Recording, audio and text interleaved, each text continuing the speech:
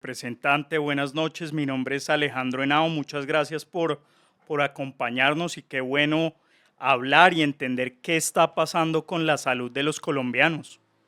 Alejandro, pues hace tiempo no nos veíamos. Qué gran invitación y qué gran espacio para explicarle a las personas que nos ven y nos oyen, pues qué es lo que está sucediendo. La verdad es que estamos viviendo una situación crítica en materia de salud y en gran medida nosotros consideramos que esto es inducido por parte del gobierno nacional. Bueno, pues aparte de ser concejal, representante de la Cámara y economista de la Universidad Católica de Chile. Para los que no me conocen, pues aprovecho de terminar de hacer la presentación que hacía David. Efectivamente, soy economista, yo soy bogotano de nacimiento, fui concejal de Bogotá durante 6 años, ahora soy representante de la Cámara, este es mi primer periodo como representante de la Cámara, felizmente casado con 2 hijos. Hago parte de la Comisión Séptima Constitucional y precisamente en esa comisión pues es donde hemos estado debatiendo pues varias de las grandes reformas del gobierno de Gustavo Petro, la reforma laboral, la reforma pensional y sobre todo la reforma a la salud, que hoy está en el tercer debate, es el segundo proyecto que presenta el gobierno porque ya se había hundido la primera reforma a la salud, es el segundo proyecto que está en tercer debate en la Comisión Séptima del Senado. Perfecto, doctor. Pues yo quisiera que entráramos en materia entonces, haciendo un pequeño repaso a la Ley 100. Hay varios mitos en torno a esto. Bueno, que la Ley 100, en vez de ayudar pues al sistema de salud colombiano, lo privatizó, hizo una serie de concesiones a los privados que permitieron pues que el lucro se fuera a las personas privadas en vez de pues al pueblo colombiano como tal en beneficio de su salud. Yo quisiera que usted nos diera un muy breve repaso entonces. ¿Qué es la Ley 100? ¿Hacia dónde va dirigida? ¿Cuáles fueron las ventajas que trajo al sistema de salud en Colombia? Pues mira, la Ley 100 ya han pasado más de 30 años desde pues, que se aprobó la Ley 100 y se ha ido implementando y hay que decir que ha habido modificaciones y reformas. Y una cosa que es importante que las personas que nos ven oigan, y es que cualquier sistema de salud en el mundo va a requerir permanentemente reformas. Hay cambios demográficos, hay cambios de tecnologías, hay cambios de enfermedades, etcétera, etcétera. Y entonces, el sistema colombiano, como el sistema británico, que es el modelo del gobierno de Gustavo Petro, pues va a requerir constantemente ser objeto de modificaciones y de reformas. Obviamente, el sistema colombiano no es perfecto, pero hay que decir, esto lo considero yo, que en cierta forma es el mayor avance social de Colombia en los últimos 30 años. Las personas mayores saben perfectamente que antes había muchas limitaciones, antes de la aprobación de la Ley 100 a principios de la década de los 90, había muchas limitaciones para poder acceder a servicios de salud. Básicamente la salud estaba para las personas con más recursos y aquellas que tenían la posibilidad de tener pues en cierta forma un empleo formal, pues tenían el acceso a un sistema que a veces colapsaba además en determinados momentos del año, se hablaba de los septiembres negros porque los recursos se acababan y el resto de la población pues quedaba a la deriva y quedaba en cierta manera condenada a lo que se denominaban los hospitales de caridad. La Ley 100 pues, busca avanzar en un sistema de competencia condicionado, con competencia regulada, es un sistema, el que crea, es un sistema mixto, es un sistema solidario, que pues, ha tenido dificultades en algunos momentos, pero que adicionalmente hay que decir que ha tenido ajustes permanentemente. Entonces hoy tenemos el régimen contributivo y el régimen subsidiado. Durante mucho tiempo se criticó que hubiera una diferencia grande, una brecha cada vez más amplia entre pues, los beneficios que otorgaba el régimen contributivo respecto al régimen subsidiado, y eso en gran medida se había venido acortando. Otra vez en este gobierno, de cierta forma, se ha ampliado, pero las personas mayores saben que antes, por ejemplo, cuando se tenía que enfrentar una situación de salud dentro de una familia, a veces tenía que hipotecar la casa, se tenía que vender el carro, y eso ya no ha pasado. Hoy tenemos, o teníamos antes de este gobierno, pues en cierta manera, pues un nivel de protección financiera para las personas que requerían atención en salud que realmente era muy valioso. Lo vimos en la pandemia.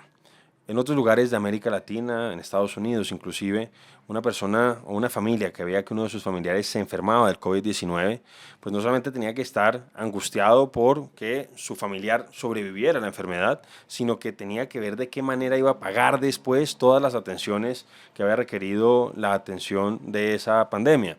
Eso aquí en Colombia no sucedió. Aquí vemos que, por ejemplo, en los hospitales de más alto nivel que tiene nuestro país, que hay que decir incluso que en los rankings rankings que hacen de las clínicas y hospitales en América Latina, de los mejores 60, si mal no recuerdo, había más o menos 25 que eran de Colombia. Y aquí, por ejemplo, la Fundación Santa Fe, se atienden personas de todos los estratos. Eso es algo que ha permitido nuestro sistema. Por eso yo hablo que es un sistema mixto, donde hay participación de entidades públicas, también hay participación de entidades privadas, y digo que es solidario precisamente porque, como se aporta, mejor dicho, se garantiza la atención de aquellas personas que están en el régimen subsidiado, que no están aportando, pues se permite que, así como una de las personas más ricas del país puede estar siendo atendido en la Fundación Santa Fe, al lado pueda estar también una persona de muy escasos recursos. Y todo eso es lo que hoy estamos perdiendo. Nuestro sistema es un sistema que de hecho pues esa era una de las tensiones que tenía antes de este gobierno, y es que tenía una cobertura prácticamente universal en materia de atenciones. Obviamente eso genera unas presiones y genera un estrés financiero muy complejo, pero pues bien o mal pues el sistema había estado funcionando. Tristemente, con lo que ha hecho el gobierno, pues hoy vemos que pudimos sobrevivir una pandemia con nuestro sistema de salud, pero prácticamente lo tienen en ruinas después de 3 años del gobierno de Gustavo Petro. Bueno, se menciona que es un hito que la cobertura subió en los 90 del 22% al 99%. ¿Eso es así también? Sí, entonces, claro, hay como, yo creo que 2 indicadores que son muy potentes para ver pues el avance que ha tenido el sistema de salud en Colombia después de la aprobación de la Ley 100. Por un lado está el tema, como tú lo señalas, del tema de cobertura. Más o menos se habla a veces del 20%, del 30% antes de la aprobación de la Ley 100, y progresivamente fue subiendo hasta que ya estamos por encima del 95%. De hecho, a veces se habla que llegamos más o menos al 98-99%. Los detractores del sistema dicen que una cosa es la cobertura y otra cosa es el acceso. Pero de todas maneras, cuando uno incluso trata de ser un poco más preciso, trata de ser un poco más inquisitivo y ver precisamente algunos proxies de acceso, pues ve que también se ha incrementado sensiblemente esa variable. Yo creo que el gobierno tiene razón cuando plantea que hay dificultades en las zonas rurales y dispersas del país. Yo creo que nosotros podemos compartir ese diagnóstico con el gobierno. Lo que pasa es que la solución para esas zonas rurales y dispersas no pasa por tirarse lo que funciona bien o relativamente bien en la ciudad. Entonces, si hay algo que no está funcionando bien en las zonas rurales y dispersas del país, pues hay que ver cómo logramos hacer una estrategia específica para esas zonas y para esa problemática sin afectar lo que funciona relativamente bien para la mayoría del pueblo colombiano que estaba en las zonas urbanas del país. Entonces, eso por un lado. Entonces, tú bien señalas el tema del incremento de la cobertura, y por otro lado hay otro indicador que es muy potente, que es el tema del gasto de bolsillo. ¿Qué implica el gasto de bolsillo? Es más o menos si de 100 pesos, mejor dicho, si una familia gasta 100 pesos, no, si para garantizar una atención en salud a una persona determinada se necesitan 100 pesos, ¿cuántos salen del bolsillo de la familia que está teniendo esa atención? Y hoy por hoy es de 15%, es decir, 15 de cada 100 pesos salen o salían. Ya esto ha cambiado. De hecho, esta semana veíamos 2 indicadores. Uno que sacó la doctora Lacutir de ANCHAM, que decía que se había incrementado. Ella hablaba que pasaba del 14 al 17%, pero así vacía, a propósito de una carta que mandaron algunos exministros, mostraban que para las personas de menores recursos el incremento en el gasto de bolsillo entre el año 22 y el año 24 había sido prácticamente el 63%. Pero con la llegada de la Ley 100 hace ya más de 30 años, fue que se produjo este descenso, esta disminución tan significativa, que pasó más o menos de 50 o estaba por encima de los 45, del 45%, bajó al 15%, que es un muy buen indicador incluso no solamente a nivel regional, sino a nivel mundial. Y eso lo estamos perdiendo hoy. Vemos que tristemente las familias, por cuenta de los retrasos en la entrega de medicamentos, por cuenta de pues, el colapso que está teniendo hoy el sistema, pues está teniendo que sacar recursos que antes podía destinar a la comida o a otro tipo de bienes y servicios, los está teniendo que dedicar ahora a la salud, que era una gran conquista que habían tenido las personas de menos recursos en el país y que ahora la están perdiendo por cuenta del gobierno. Entonces hoy se da una paradoja, y es que el gobierno llegó con un discurso de que supuestamente la salud era un derecho y no un negocio, y lo que estamos viendo en la práctica es que se están prácticamente duplicando las pólizas de salud en el país. Se está privatizando. En la práctica se está privatizando. Entonces teníamos más o menos 2 millones de pólizas antes de este gobierno y ya vamos en 4 millones, prácticamente se duplicó. Y adicionalmente, como le señalábamos, se está incrementando el gasto de bolsillo. Entonces, eso que decía el gobierno terminó siendo un eslogan y en la práctica está ampliando la brecha social. De hecho, cuando uno revisa algunos de los estudios del DANE, uno se da cuenta que uno de los elementos que más permitió disminuir la brecha social entre ricos y pobres en el país había sido precisamente nuestro sistema de salud. Y eso se está perdiendo y quienes están siendo más afectados precisamente son las personas de menos recursos. Porque ¿qué va a suceder, qué va a suceder al final? Las personas de menos recursos van a estar condenadas a un sistema público colapsado y las personas de altos ingresos pues tienen la posibilidad de tener una póliza o de pagar las citas con los mejores especialistas. Entonces, obviamente eso nos parece que es lamentable, es un retroceso y por eso creo yo que el doctor Alejandro Gaviria, que fue ministro del ramo y que tuvo un paso por parte en este gobierno y que precisamente el tema de la salud fue el que lo hizo salir del gobierno, hablaba de las utopías regresivas. Entonces, él hablaba de supuestamente, el gobierno hablaba de un sistema donde no hubiera competencia, donde todo fuera provisto perfectamente por el Estado y en la práctica lo que hemos visto es un retroceso significativo donde quienes más padecen ese retroceso son las personas de menores ingresos. Y una pregunta sobre ese tema famoso de la exministra Corcho, de la crisis explícita en la salud. Un poco lo que ha pasado es que el gobierno se ha empecinado en tratar de aprobar una reforma que el Congreso no le ha dado el visto bueno, pero mientras tanto está ejecutando, al parecer, ese plan de dejar el sistema sin recursos, de que colapse, pero el presidente Petro siempre está hablando de un sistema preventivo, de darle los recursos a las secretarías de salud, a las alcaldías y a las gobernaciones, pero mientras tanto el sistema está colapsando, las tutelas han crecido, el gasto de bolsillo también viene creciendo. El presidente Petro menciona en medios que ya los sistemas preventivos y grupos están en terreno funcionando, pero es cierto, como afirmaron el día de ayer los exministros de salud, que al parecer el gobierno sí adrede ha avanzado en un proyecto para crear la crisis explícita.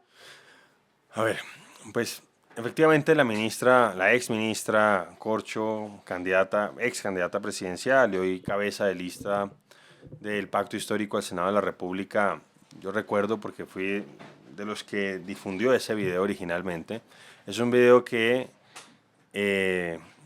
hacen desde el propio ministerio cuando estaba la señora Carolina Corcho como ministra. Ella había invitado a un experto italiano, ya no recuerdo bien, creo que era apellido Yali, y un poco pues le estaba preguntando por nuestro sistema y pues el experto italiano pues le decía que a pesar de que no era perfecto, pues dadas las restricciones en términos presupuestales, etcétera, etcétera, pues nuestro sistema tenía pues algunos indicadores que eran positivos, había otros que eran limitados, etcétera, pero unos que eran muy positivos.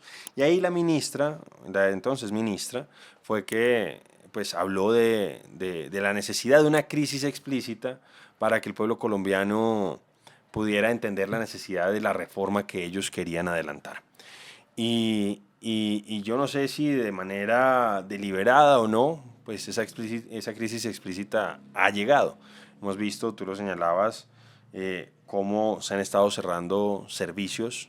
Creo que hoy veía una noticia que hablaba de un número, no recuerdo si eran 6.000, vengan reviso porque pues fue una cifra realmente aterradora de servicios de atención en salud que se habían cerrado recientemente. Aquí ya les digo. Más de 6.000 servicios de salud fueron cerrados en el país en el primer semestre de 2025. Hemos visto lo que está pasando con los pacientes de enfermedades huérfanas, de enfermedades crónicas. Hemos visto lo que está pasando con el personal y con el talento humano en salud. Entonces, ¿qué es lo que ha sucedido? Y el gobierno, creo yo, y ese fue uno de los grandes problemas que tuvo el presidente Petro, es que cuando uno llega a un cargo donde tiene que enfrentar tantos problemas, pues debe enfocarse en los problemas pues, más significativos. El sistema de salud sin duda no era perfecto, vuelvo a insistir, no hay sistema de salud perfecto en el mundo y todos requieren modificaciones permanentes, pero un sistema que funcionaba relativamente bien, sobre todo, vuelvo a insistir, en las zonas urbanas del país. En las zonas rurales y dispersas seguramente había cosas que se podían hacer y ahí él se podía concentrar y seguramente hubiera podido tener algunos éxitos, pero pues decide meterse con esta reforma que no tiene ninguna clase de legitimidad social, no es aprobada, no está consensuada, no está concertada ni con las asociaciones de pacientes, ni con los médicos, ni con las asociaciones, ni con las sociedades científicas, ni con los académicos, y pues esa fue la reforma que implicó la explosión, por decirlo así, del primer gabinete del presidente, que era un gabinete plural, que tenía figuras más del centro político como Alejandro Gaviria, como Cecilia López, como Ocampo. el doctor Ocampo y como el exdirector de planeación. Y pues reventó ese gabinete y reventó la coalición de gobierno original. Acuérdense ustedes que el Partido Conservador, de manera completamente incomprensible, el Partido de la U y el Partido Liberal hacían parte no de unas bancadas independientes, no, eran parte de la coalición de gobierno, eran Partidos de partido de gobierno, sí, gobierno. Declarado. Y por cuenta de esta reforma fue que esa coalición se reventó. Y entonces esos partidos, en particular dos de ellos, porque el Partido Liberal decidió irse a la independencia fue recientemente por cuenta de las preocupaciones que tuvieron algunos de sus dirigentes con las visas norteamericanas, pero en su momento se revienta la coalición saliendo del Partido Liberal y el Partido Conservador y después del Partido de la U, fue por esta reforma. Entonces, ¿qué ha sucedido? Que ellos han tenido la teoría de que las EPS, que son un actor muy importante de nuestro sistema actual, que son los aseguradores, ellos consideran y hablan que son básicamente los intermediarios. Esa es la palabra que ellos utilizan para describirlas y que sencillamente sustrayendo a las EPS, pues ellos dicen que se solucionarían un montón de problemas y habría más recursos. Esa es la lógica que ellos pues han tratado de utilizar y que por esa razón no se requerían unos incrementos importantes en materia presupuestal. Entonces, la primera vez, la doctora Corcho, que tuvimos un debate en la Comisión Séptima a propósito de eso, su predecesor, el señor Ruiz, había hecho, esto fue el año 22, esto fue iniciando el gobierno, una sugerencia de que se incrementara la UPC, no recuerdo ya si había sido como en un 16%, y ella dijo que no, que básicamente se podía hacer como una suma pues, ordinaria y que... Falta de total rigor académico. Falta total de rigor, pero bueno, en ese caso no fue tan grave. Hubo un incremento, la inflación era muy alta en ese momento, entonces pues ahora sacan pecho y dicen, no, es que mire, hemos tenido los incrementos más grandes de la UPC en la historia. Claro, pues es que tenemos una inflación. Yo no le voy a echar la culpa al presidente Petro por el tema de la inflación, pero pues fue una situación que se tuvo que enfrentar, no solamente aquí en Colombia, sino en el mundo entero. Y pues sí, fue del 16%, pero la inflación en ese momento estaba más o menos en el 13%. Entonces, pues el incremento en términos reales pues no era tan significativo y venía con algunos rezagos, porque hay que reconocer también que había problemas de financiamiento y aquí sucede siempre, en cualquier sistema. Un sistema de salud va a ser siempre una tensión o siempre va a implicar una tensión entre necesidades siempre crecientes, sobre todo cuando tenemos una población que se está envejeciendo y que requiere más atenciones y unos recursos que siempre pues van a ser limitados. Entonces, no es que se pueda hacer una reforma o se puedan tomar unas medidas que vayan a resolver los problemas para siempre, jamás. Eso no va a suceder. Le corresponde a cada ministro, a cada gobierno ver de qué manera va resolviendo los problemas y va solucionando las dificultades que se van presentando.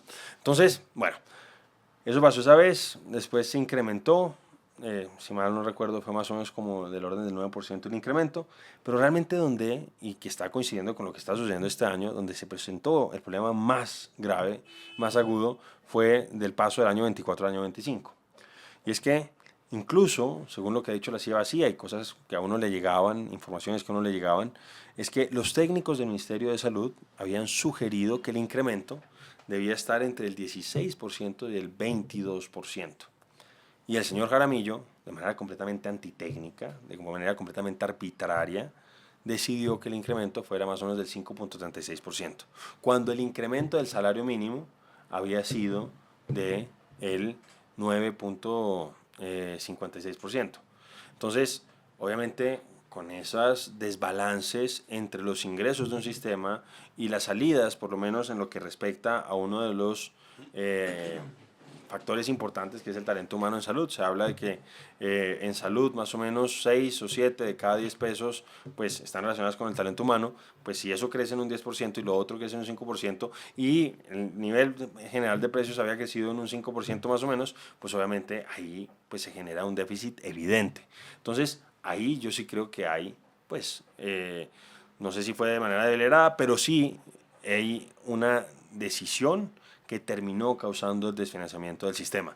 Y otra cosa que es importante señalarlo, es que, porque tú mencionabas algo, Alejandro, y es el tema de la prevención.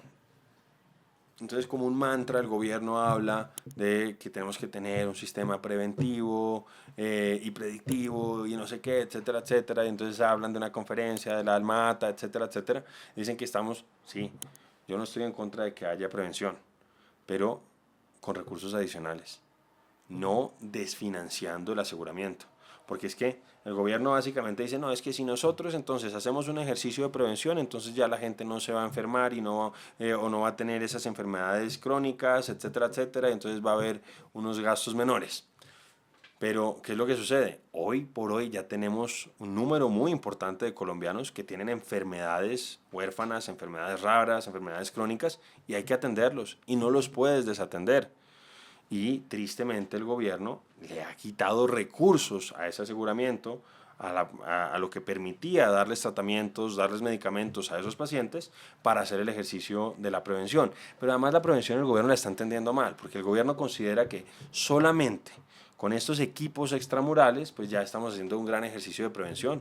Y yo lo denuncié sobre todo fueron los 2 primeros años y medio del gobierno, del año 22 a fines del año 24. Y yo más o menos mostré cómo en ese momento que hice la denuncia, el gobierno había girado 1.6 billones de pesos. Y el gobierno, desde el ministerio, solamente tenía claridad, sin que les hubiera hecho un ejercicio de fiscalización serio, pero por lo menos le habían mandado en qué supuestamente se habían gastado los recursos de 317.000 millones de pesos. Es decir, solamente 1 de cada 5 pesos de los que había entregado, el gobierno sabía más o menos en qué los había invertido. El resto no tenía ni idea. Y obviamente eso es alarmante y pues nos encontramos un montón de cosas donde están malgastando, pero además yo les digo una cosa, cuando estamos hoy por hoy en el siglo XXI, tenemos estos dispositivos, tenemos la posibilidad de tener una conexión permanente, pues yo siento que mandar personas que además muchas veces no son médicos ni siquiera, son realmente pues clientelas políticas del gobierno o de los gobernadores o los alcaldes, lo reconoció el propio Jaramillo en la Comisión Séptima de la Cámara. Yo no lo podía creer mientras él estaba hablando. Él decía, es que a mí no me importa si están pagando campañas pasadas o campañas futuras. Lo dijo en la Cámara, o sea, ellos están conscientes de que están haciendo politiquería. La semana pasada se enorgullecía de haberle dado más recursos a los alcaldes para que hicieran estos ejercicios de los equipos básicos en salud o equipos extramurales. Pero entonces, en este siglo XXI en el que estamos, con estas facilidades de comunicación, pues la verdad que vayan a hacerle una encuesta a una persona con todas las dificultades que eso implica, la cantidad de recursos que se gastaban solamente en gasolina, que pues para el presidente supuestamente es un tema sensible en materia medioambiental, solamente en temas de gasolina se gastaban platales. Y de esos 317.000 millones de pesos, recuerdo, si no recuerdo mal, como 39.000 que se habían gastado en gasolina para llevar a esos equipos por la zona. Faciliten las cosas. Mucho de eso, muchas de las problemáticas, etcétera, etcétera, pues se pueden atender inicialmente para que la persona después vaya a un centro de salud a través de estos dispositivos, incluso a través de inteligencias artificiales. Entonces, la verdad es un derroche de recursos y uno lo que sabe que está haciendo el gobierno es que está contratando gente con fines electorales. Eso es lo que está buscando el gobierno, eso es empleo militante. Entonces a uno sí le parte el alma, a uno le parece que es una infamia que el gobierno entonces desfinancie los tratamientos de personas que los están requiriendo para hacer este ejercicio proselitista con la contratación de personas que a veces ni siquiera tienen nada que ver con temas de salud. Yo les hablaba de los equipos básicos, de esos recursos y del tema de la desfinanciación. Entonces, todo eso lo estamos padeciendo. Pero una cosa final, y es que entonces estamos en este momento con la discusión en la Comisión Séptima del Senado. Y entonces pueden decir, no, pero ustedes, ¿por qué se oponen a esta reforma si no saben qué va a pasar? Es que ya tenemos un adelanto. Tenemos dos adelantos, de hecho. Tenemos lo que se ha denominado el nuevo sistema de salud de los maestros, que es lo que el señor Jaramillo Los calificó pilotos. como el piloto de la reforma de la salud. Hay videos, a mí me encanta presentarlos, del señor Jaramillo antes del 1 de mayo del año 2024, diciendo, es que lo que vamos a hacer con el sistema de salud de los maestros es el piloto de la reforma a la salud. Esto es lo que quiere el señor Gustavo Petro para todos los colombianos. Y esto va a ser un éxito, dijo el señor Jaramillo, etcétera, etcétera. Y ha sido un completo desastre. Un desastre. Un desastre. Tan desastroso ha sido que FECODE, que ideológica y políticamente es tan cercano al gobierno, ha tenido que tomar distancia y veíamos hace poquito convocar marchas. marchas. Y han convocado marchas. Lo que pasa es que tratan un poco de no echarle la culpa al gobierno y dicen, no, es que la fiduprevisora, pero ¿quién nombró a la persona a cargo de la fiduprevisora? ¿Quién nombró al señor Aldo Cadena en el FOMAC? Miren, lo que está pasando en el tema de los maestros es tan grave que el señor Aldo Cadena tuvo que reconocer que había trasladado 1.7 billones de pesos de las pensiones de los maestros para tapar el hueco que se había generado con la implementación del mal diseñado y mal concebido nuevo sistema de salud de los maestros. Se desbordó el gasto en salud.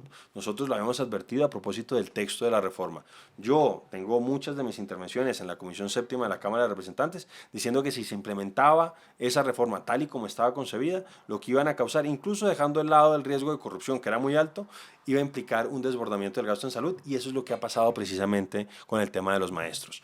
Antes de la reforma, porque hay que decir, o antes del nuevo sistema de los maestros, el FOMAC no era perfecto. Y de hecho, a pesar de que tenía prácticamente el doble en términos per cápita que el régimen subsidiado y el régimen contributivo, es decir, si aquí el doctor Alejandro es maestro y yo no lo soy, y a mí me destinan 1 peso, pues al doctor Alejandro le destinaban 2. Y a pesar de eso tenía en algunos indicadores peores resultados que el régimen contributivo y el régimen subsidiado. Pero ahora se disparó. Cuando uno compara las cifras del año 23, que es el año antes del nuevo modelo, con lo que sucedió el año 24, que ya se ha incrementado prácticamente en un 50%, y lo que va a terminar pasando ya en el año 25, cuando estuvo vigente 100% el modelo, pues básicamente es que del año 23 al año 25 se duplicó el gasto en salud de los maestros, pero la atención, en lugar de mejorar, se ha deteriorado sensiblemente. Todos vemos cómo le cierran clínicas y hospitales a los maestros, y es lamentable. Entonces, a uno sí le parece muy triste que el gobierno pues haya utilizado como conejillo de indias de su inconveniente reforma a un gremio incluso que en términos generales, por ejemplo, por lo menos en términos de agremiación, porque no digo que todos los maestros estén alineados con el gobierno en términos ideológicos, pero sí su gremio, pues miren el daño tan grande que les causó. Es enorme el daño. Entonces uno no entiende cómo lo que funcionó mal para 800.000 personas que hacen parte de su subsistema va a funcionar bien para 50 millones de colombianos.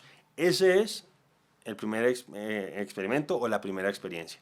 Y la otra, porque entonces hoy, cuando salen a quejarse, cuando sale un informe muy grave de la Defensoría del Pueblo, y sale a criticar lo que está sucediendo, cómo se han disparado las tutelas, cómo se han disparado las peticiones, quejas y reclamos, cómo hay mayores dificultades para acceder a los medicamentos y a los tratamientos, etcétera, etcétera. Entonces el gobierno sale a echarle la culpa a la CPS.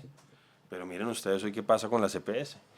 Hoy por hoy, más de la mitad de la población colombiana está afiliada a una EPS intervenida y controlada por parte del gobierno nacional. Doctor, más de la mitad. Ahora que usted nos acaba de dar una síntesis muy interesante de lo que está pasando actualmente, yo quisiera que nos enfocáramos en unos 3 punticos en un momento muy corto. El primero, usted habló ante la intervención de este experto italiano que habían unos indicadores positivos. Me imagino también que fueron no solo reconocidos por este experto italiano, sino también por revistas tan reconocidas como Forbes, The Economist, donde situaban a Colombia entre los mejores sistemas de salud a nivel mundial. Sobre eso, pues quisiera preguntarle si es cierto o no. Y lo segundo es romper el mito del giro directo. Actualmente el gobierno entonces dijo que haciendo un giro directo a las IPS, pues iba a solventarse estas deudas millonarias pues que se han ido acumulando. Estas dos cosas entonces añadiéndole una tercera, y es la cuestión electoral que usted nos habló en torno a estos equipos extramurales, me imagino que copiando el modelo cubano de Nicaragua y de Venezuela, que usaron este mismo sistema, barrio adentro, se llamaba en Venezuela, si no estoy mal, en el cual lo que hicieron fue entonces pues un proselitismo político con los recursos de la salud. Entonces, lo primero, ¿es cierto? Y yo quería adicionar, Sí, sí, perdón, sí. interrumpo, ellos pretenden entonces que la ADRE sea una mega entidad que maneje recursos multimillonarios y que haga ese giro directo a las entidades territoriales, pero cuando uno mira las funciones no es claro quién es el responsable, quién va a prestar los servicios, mencionan los CAPS, están las IPS, las EPS las convierten en gestoras. ¿Qué va a pasar con todo ese modelo? El tamaño del ADRES Pues primero yo espero que no se apruebe la reforma, así que ese modelo no pueda ser implementado por lo menos a través de la reforma. Además necesitamos ganar el año 26 para que no haya continuidad con esto que está haciendo el gobierno. Seguramente el próximo gobierno va a enfrentar unos retos muy importantes en materia de seguridad, en materia de salud, en materia energética, y en materia de salud desde ya tenemos que empezar a ver cómo empezamos a plantear soluciones, sabiendo que es muy probable que no podamos volver al sistema tal y como lo teníamos antes. Nos va a tocar diseñar sobre lo que podamos hacer sobrevivir del actual sistema, una nueva solución para garantizar lo mejor posible la atención en salud para los colombianos. Pero entonces, efectivamente, David, pues el sistema colombiano pues, ha sido reconocido a nivel mundial, pues obviamente tiene limitantes, no es perfecto, de hecho en términos per cápita nosotros pues obviamente gastamos menos que otros países, no solamente pues del primer mundo, sino incluso cercanos aquí en términos geográficos a nosotros. Recuerdo cifras más o menos que Costa Rica, que también ha sido un referente para el gobierno nacional, pues gastaba más o menos, haz de cuenta, $1.000 per cápita al año y nosotros gastábamos más o menos 500. Pero lo más impresionante de nuestro sistema es que hacía mucho con relativamente poco.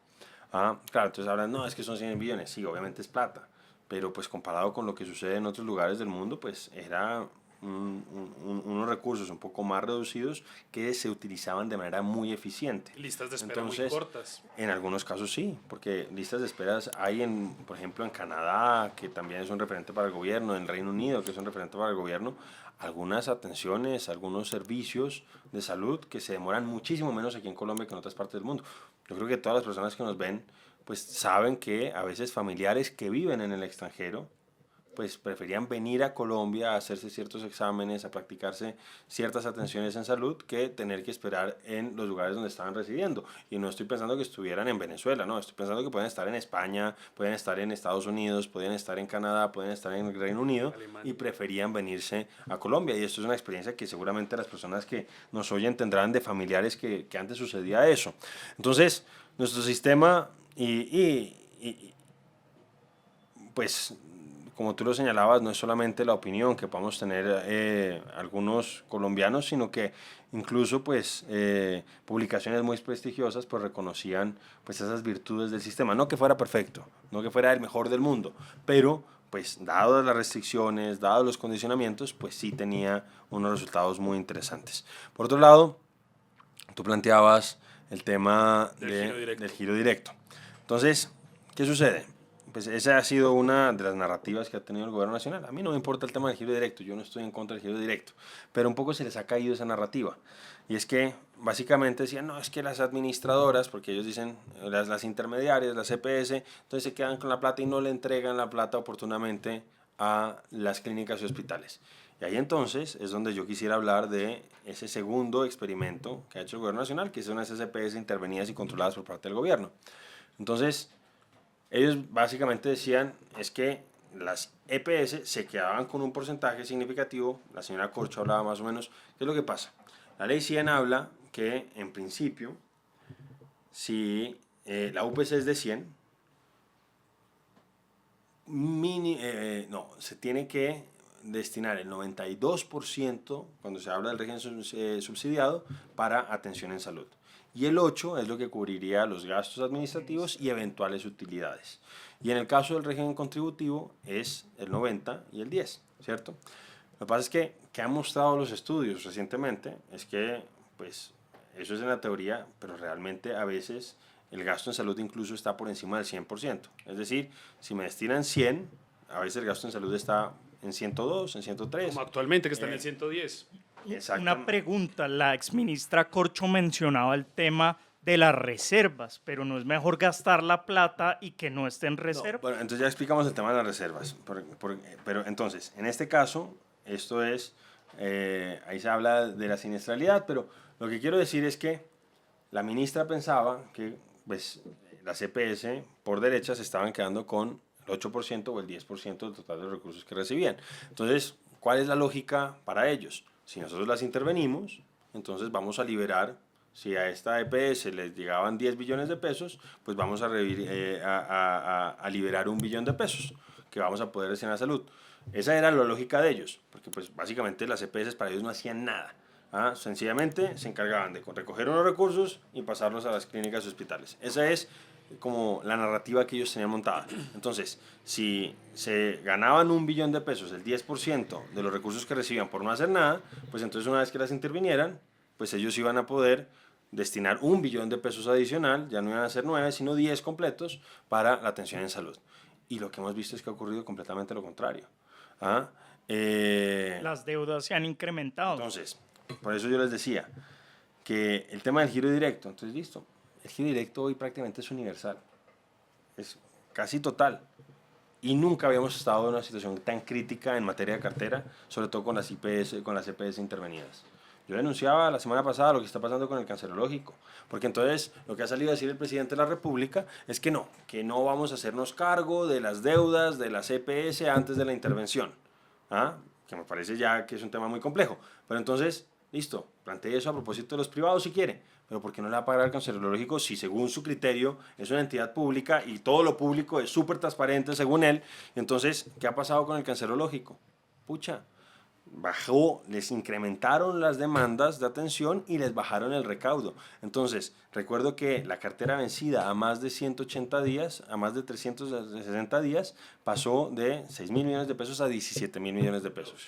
En el caso de la cartera entre 180 días y 360 días, también prácticamente que se triplicó. Entonces, ahí es donde uno entiende. Si antes estaban haciendo todo eso mal las EPS, esto ya estoy hablando de nueva EPS, que es la que es más dramática, tiene más de 10 millones de afiliados, es una de las empresas más grandes del país y la están manejando como si fuera una tienda de barrio, la manejan a las patadas. Puede ser un experimento similar al de FECODE, ¿no? Que quieren implementar como que la nueva EPS, que está totalmente controlada por el gobierno, pueda hacer algo.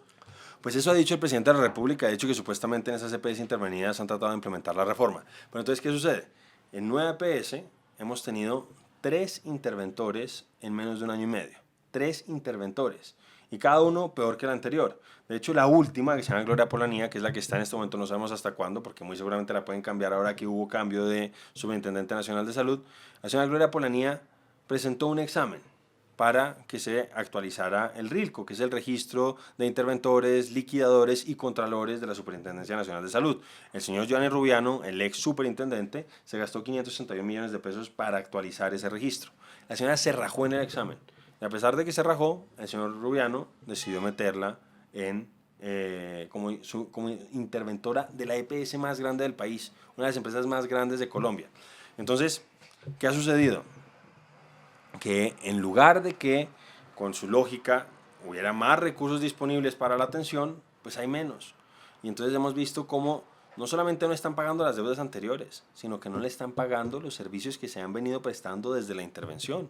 No, al menos no en su totalidad. Yo he tenido que hacer denuncias a propósito de lo que está ocurriendo con las IPS que le prestan servicio de diálisis a la nueva EPS. Son más o menos 10.000 personas que requieren diálisis. Una persona sin diálisis se puede morir si no se la prestan la atención en 3 días, 1 semana. Y a veces han dejado que crezca y crezca y crezca y crezca la cartera con esas IPS, que en algún momento pueden decir, oiga, yo ya no le puedo seguir prestando la atención porque usted no me paga. Claro. ¿Qué va a pasar entonces con esos 10.000 personas? Entonces es realmente crítico. Pero miren ustedes, entonces una de las principales críticas que hacía el gobierno nacional al sistema que recibió el año 22 es que supuestamente para muchas atenciones se requería una acción de tutela. Entonces decía, no, ¿cómo es posible que haya tutelas, etcétera, etcétera? Eso no puede ser. Un sistema que implica que haya una tutela para que yo reciba una atención es un sistema infame, etcétera, etcétera. Ahora, ni siquiera las tutelas están sirviendo. Miren, con 9 EPS yo he podido demostrar con las informaciones que ellos mismos me entregan, porque es que yo generalmente opero es con la información de ellos. Yo les mando muchísimos derechos de petición y ellos me responden. Entonces, lo que me muestran con las tutelas, en sintonía con lo que decía la señora defensora del pueblo, es que a partir del mes de noviembre del año pasado empezaron a duplicarse las tutelas. Pero ya el problema es que ni siquiera las tutelas están sirviendo, porque es que están desacatando las tutelas. El señor superintendente actual, que fue 9 meses interventor de 9 APS, Bernardo Camacho, el señor Camacho 9 meses estuvo y tiene 10 años de cárcel acumulados por desacatos a fallos de tutela. Es que ya no están acatando los fallos de tutela. La señora Gloria Polanía se posesiona, si mal no recuerdo, el 15 de agosto o el 18 de agosto de este año, y la respuesta me la entregan el 24 de septiembre. Y en un mes ya tenía 4 años de arresto acumulado por el desacato a fallos de tutela. Es decir, si antes la plata no alcanzaba, ahora no está alcanzando ni para la mitad. Y quienes terminan pagando las consecuencias son precisamente los pacientes, que ven cómo les niegan tratamientos y cómo no les dan sus medicamentos. Lo que está haciendo el gobierno es lamentable, y por eso yo digo que aquí no se necesita hacer futurología para saber qué va a pasar con la reforma, sino sencillamente ver con atención lo que está ocurriendo con el nuevo sistema de salud de los maestros y con las EPS intervenidas, donde a pesar del giro directo casi universalizado que han implementado, pues las dificultades para las clínicas y hospitales pues se ha aumentado. Hemos visto cómo cierran. Es que a 9 EPS le cierran constantemente servicios. La Chayo se lo cerró y el presidente salió a tratar de explicar porque tiene ahí un asesor extranjero que no vive aquí en Colombia y que pues tiene dificultades a veces para sumar. Entonces lo hizo hacer el ridículo el señor Vicente Calvo, el presidente Gustavo Petro, pero lo cierto es que le cerraron las puertas a los pacientes de 9 EPS en la Chayo. Y así ha sucedido con otros lados. Han tenido que cerrar servicios de urgencias en algunas clínicas y hospitales. Entonces, estamos en una situación muy, muy dramática por cuenta de la ceguera ideológica del gobierno, las malas decisiones, y hay un tema muy grave que es el tema de la corrupción, porque entonces hay un ruido muy grande de que en estas clínicas, en estas EPS intervenidas, lo que termina sucediendo es que para que les paguen a las clínicas y hospitales, pues tienen que pasarles unas coimas a ciertos operadores, a ciertos intermediarios, y obviamente pues eso pues es lamentable. Representante, el superintendente Luis Carlos, se me escapa, Leal, muy famoso TikToker por hacer aquellos bailes y eso, que parece que estaba más dedicado en los bailes que en cumplir su función, fue el que inició todas estas intervenciones, ¿no es cierto? No, hay que decir que las intervenciones no empezaron con el doctor Leal. No, las más graves, las más importantes sí se dieron con él, que fueron la de Sanitas inicialmente y después de 9 EPS. Y un poco para también ser precisos, los bailes del doctor Leal, creo que era a propósito de Merlina, eran no cuando él fue superintendente, sino creo que antes de ser superintendente, Okay. para ser precisos en eso.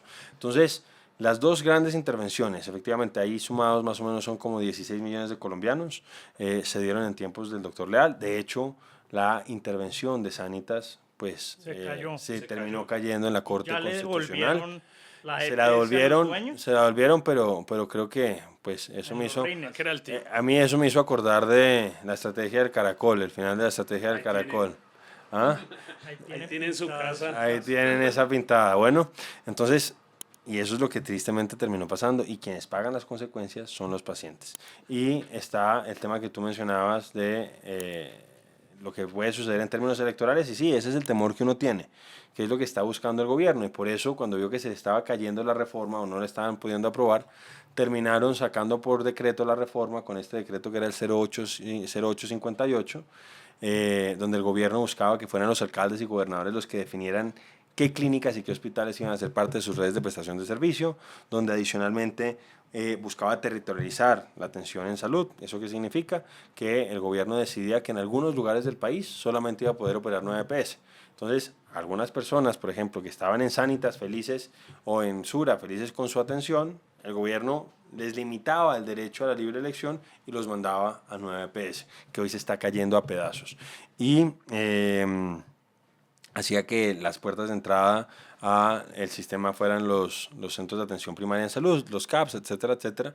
Entonces, realmente esa era la forma en que el gobierno estaba tratando de implementarla, pero afortunadamente el Consejo de Estado pues, decidió suspender provisionalmente el decreto ante una demanda que presenté precisamente porque consideraba que el gobierno estaba usurpando las funciones del Congreso. Entonces aquí, y así lo considera también el Consejo de Estado en esta decisión de suspender provisionalmente su implementación, básicamente el Consejo de Estado considera, como lo considerábamos nosotros, que han usurpado las funciones legislativas. Cuando se estaba haciendo un cambio así de estructural, pues eso implicaba que se hiciera a través del Congreso. Y el propio gobierno nos dio los argumentos. Es que si el gobierno hubiera considerado desde el principio que eso lo podía hacer a través de un decreto, pues no hubiera presentado la reforma que presentó. Porque básicamente muchos de los contenidos que están en ese decreto estaban en la reforma. Entonces el gobierno sabía que eso tenía que cumplir con el principio de reserva legal, que tenía que ser modificado a través de una ley. No lo hizo y afortunadamente el Consejo de Estado hoy lo tiene suspendido. Y para ir concluyendo la entrevista, entonces, se cae este decreto por las medidas No cautelares. se ha caído, está suspendido. Está suspendido, correcto. Está el proyecto de ley para tercer debate en el Senado, pero al parecer no tienen las mayorías, pero vemos a un gobierno presionando, amenazando, incluso diciendo que van a denunciar a la comisión. No sabe uno por qué delito, si es el ejercicio normal del Congreso de la República. Pero la pregunta es entonces, ¿usted cree que se va a aprobar o no la reforma o definitivamente si no se aprueba lo que va a pasar es que en cualquier momento va a estallar esta bomba o el gobierno lo que va a hacer es tratar de dilatar y que el próximo gobierno sea el que le toque entrar a ver cómo va a solucionar este problema? ¿Qué le podemos decir a los colombianos sobre la solución a estos graves problemas de salud que están teniendo? Como usted lo mencionó, no hay acceso a medicinas, a tratamientos y se están muriendo los pacientes. Entonces, no, ¿qué pasa? Yo creo que, a ver, ¿qué sucede en la Comisión Séptima del Senado? En la Comisión Séptima se aprobó una proposición donde se condicionó la continuación de la discusión a la aprobación de la ley de financiamiento. Porque en este momento hay dudas presupuestales sobre la forma en que se podría implementar la reforma a la salud. Entonces, hubo un documento en el que el Ministerio de Hacienda y Crédito Público le respondió a una senadora de la Comisión Séptima, en particular a la senadora Nadia Ollel, donde le decía que pues, tenían algunas dudas presupuestales hasta que no se aprobara la ley de financiamiento. Eso es más o menos lo que se respondió de parte de el Ministerio de Hacienda en su momento. Entonces, me parece que con todo el sentido, los senadores dijeron, venga, entonces, mientras no haya claridad, mientras no sepamos qué es lo que va a pasar, cómo van a ser los reajustes se van a gastar la plata. pues entonces frenemos esto. Y así se frenó. Entonces, ¿qué es lo que está haciendo el gobierno? Pues metió un mensaje de urgencia, y dice que también de insistencia. Eso está previsto en la ley quinta. La verdad es que el presidente está diciendo que supuestamente los va a demandar ante la Corte Suprema, como si hubiera un delito de por medio. Ahí no hay un delito. Yo creo que ni siquiera cabe una queja disciplinaria porque sencillamente la Comisión Séptima estuvo poniendo de primeras en el orden del día ese proyecto durante muchos días y finalmente pues terminó suspendiendo esa discusión por esta razón y es legítimo. Lo que dice la ley quinta es que en un mes tendrían que pronunciarse. Ese pronunciamiento pues puede implicar hundirla. ¿Qué pasaría si se hunde? Posiblemente que vuelvan a apelar y habría que ver qué sucede en la plenaria del Senado, donde no estoy seguro que el gobierno eventualmente logre. Las tuvo para el tema de la reforma laboral, pero la discusión de la reforma laboral era muy distinta a la discusión de la reforma a la salud. Y el gobierno pues está diciendo que supuestamente va a ser constituyente con esto, etcétera, etcétera. Entonces, esto es lo que está haciendo el presidente. Yo creo que el sistema Nos toca seguir haciendo ejercicio de control político, seguir denunciando, pero no es que colapse como si se cae un edificio de un momento a otro, sino que es un colapso progresivo. Lo más triste, lo más triste de esto es que aquí se van apagando vidas poco a poco y a veces pues no nos damos ni cuenta. Esto no es como un terremoto, por decirlo así, sino que es una crisis, es una tragedia silenciosa. Pues el gobierno se aprovecha de eso, pero pues nos corresponde a nosotros seguir haciendo ese ejercicio de control político y seguir denunciando para tratar de minimizar las muertes que están causando. Representante, quisiera jugar al abogado del diablo eh, con la siguiente cuestión, y es que el gobierno dice que le entregaron la olla raspada, que no habían recursos para la salud y que esto es más bien lo que desencadenó junto con la corrupción, por ejemplo, de Salucov, el señor Palacinos y demás, lo que en verdad causa la crisis actual. No, pues lo de Palacino pasó hace ya mucho tiempo, ¿no? Obviamente es lamentable y tiene que caer sobre las personas que se han robado la plata de la salud todo el peso de la ley. Y sí, ha habido abusos de algunas EPS, sin duda, y pues obviamente eso uno lo rechaza, como ha habido abusos también, y ha habido casos de corrupción en hospitales, en entidades públicas. Pero entonces, lo que yo les diría a ellos es que sí, antes había problemas porque había esa tensión que mencionamos inicialmente, pero la plata bien o mal alcanzaba. Es que ahora no está alcanzando. Es que si antes no alcanzaba, ahora alcanza menos.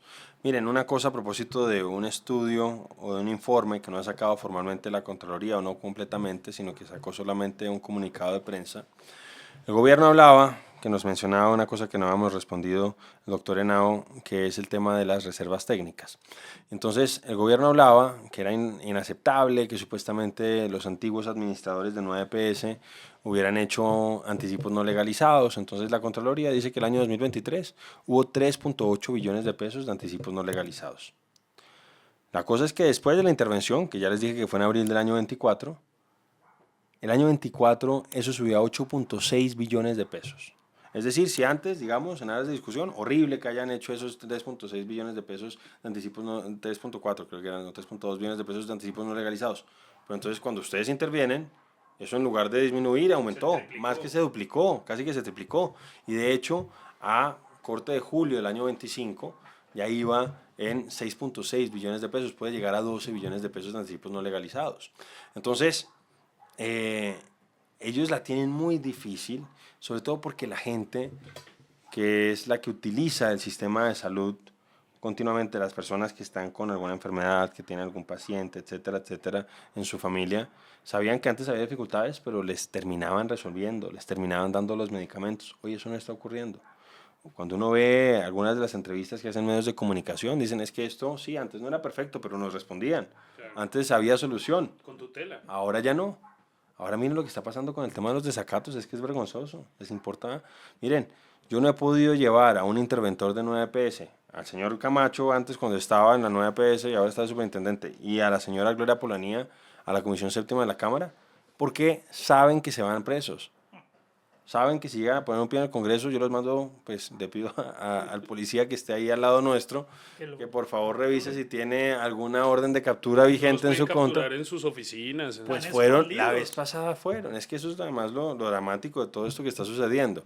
Entonces, hubo una noticia donde creo que fue de Villaluz, en Engativá, que fueron unos policías de Villaluz, fueron a la 9PS, y le dijeron, venga, venimos por la señora Gloria Polanía.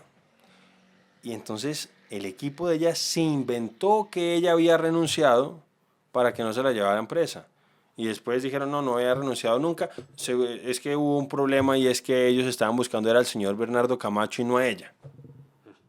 Entonces eso es lo que está sucediendo y es dramático. Reservas técnicas, para no quedar con ninguna deuda, doctor. Mire, el tema de las reservas técnicas es esto. Los sistemas de aseguramientos, generalmente,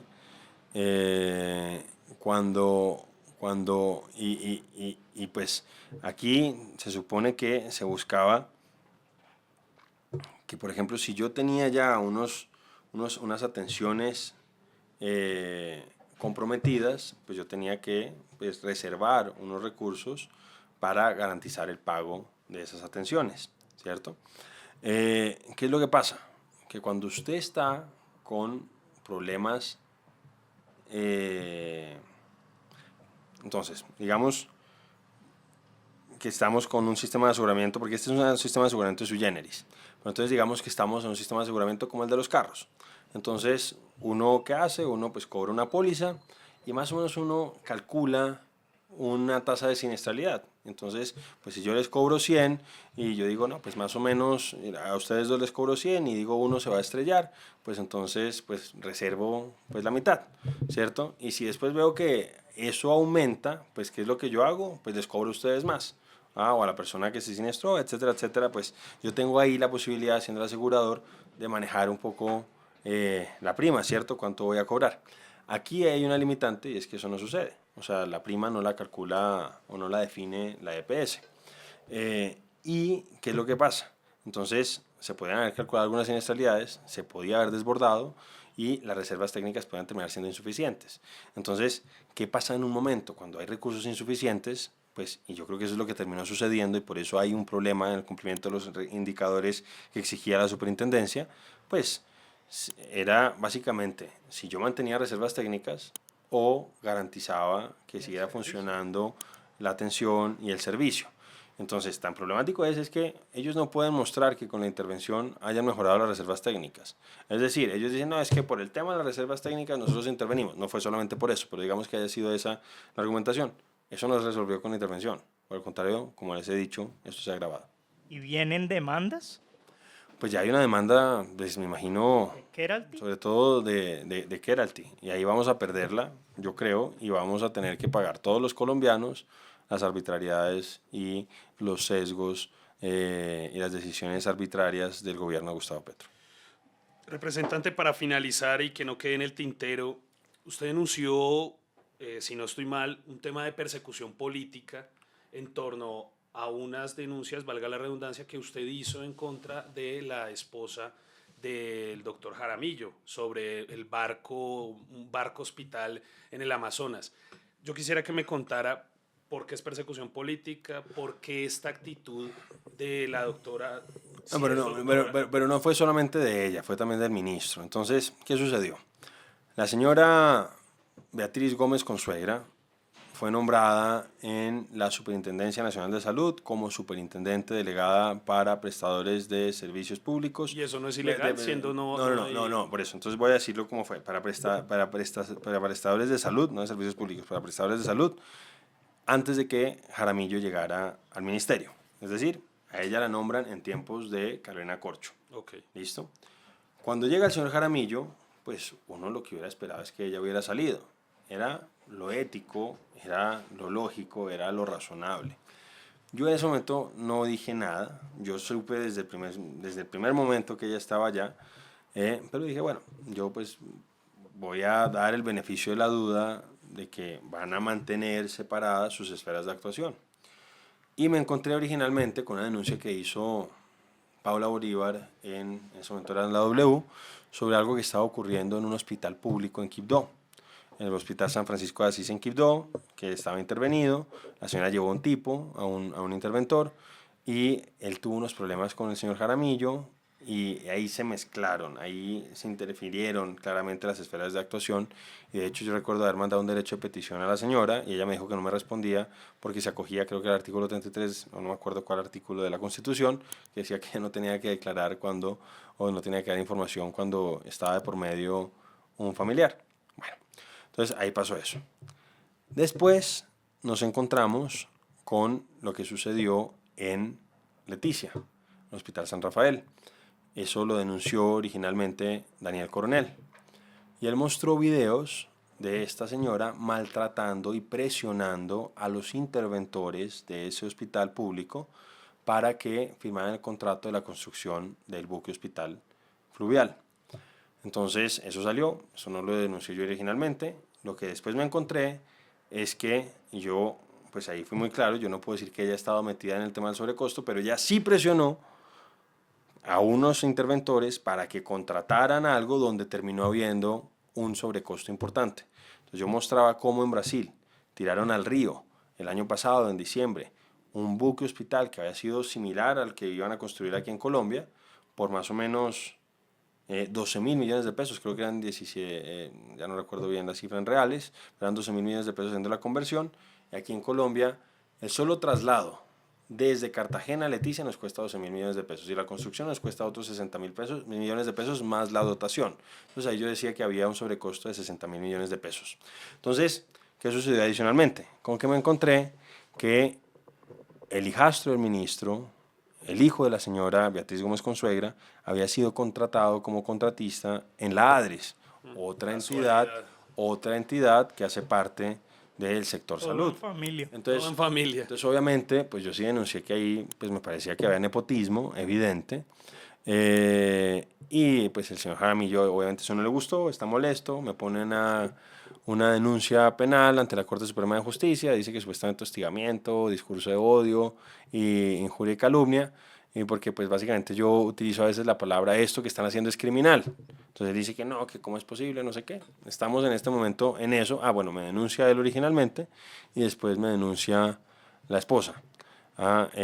También, entre otras cosas, por lo que denuncié sobre el buque hospital, pues yo estoy esperando a ver qué termina de suceder. Hubo unas audiencias públicas donde naturalmente pues no nos pudimos poner de acuerdo. Pues yo le recordé al ministro pues que la RAE, la Real Academia Española, tiene una serie de acepciones sobre la palabra crimen y pues por tanto de criminal, y pues no solamente uno se refiere a crimen cuando habla de algo delictual o violación de la ley, sino sencillamente algo que es reprensible o condenable. Y pues esa es una excepción que se aplica perfectamente a lo que yo estaba diciendo. Lo que han hecho con el sistema de salud es completamente condenable, y por eso fue que utilicé la palabra criminal. Entonces, estamos en eso, y pues lo que yo siento es que el ministro pues trata de silenciarme a través de esta persecución judicial junto con su esposa. Bueno, representante, y en materia política, ¿va a aspirar al Senado o qué va a pasar en el futuro? Pues Alejandro, el partido tiene unos protocolos, unos procedimientos, y entonces había abierto la posibilidad de hacer una manifestación de intención. Yo pues obviamente cumplí con ese procedimiento y manifesté mi intención de aspirar al Senado de la República. Sabemos que hay una lista cerrada, el único puesto que tenemos claro es el del presidente Uribe, que va en el puesto número 25, y ahora pues hay que esperar que define el partido con el resto de renglones. Ojalá pues estar entre los primeros para poder llegar al Senado y seguir dando estas batallas. Bueno, representante, yo quisiera agradecerle entonces pues esta lucha por los pacientes. Mi mamá fue paciente de cáncer de seno y con EPS tengo que contar que le fue muy bien, que tuvo un tratamiento excelente y que gracias a representantes como usted pues está dando la pelea por estas personas que no tienen los recursos porque en ese momento no los teníamos, y logró entonces tener a mi mamá con vida. Gracias, representante. Con gusto, David. Alejandro, muchas gracias. A Diego, que está aquí detrás de cámaras, muchas gracias por todo. Darles un saludo a las personas que nos ven y que Dios bendiga a Colombia.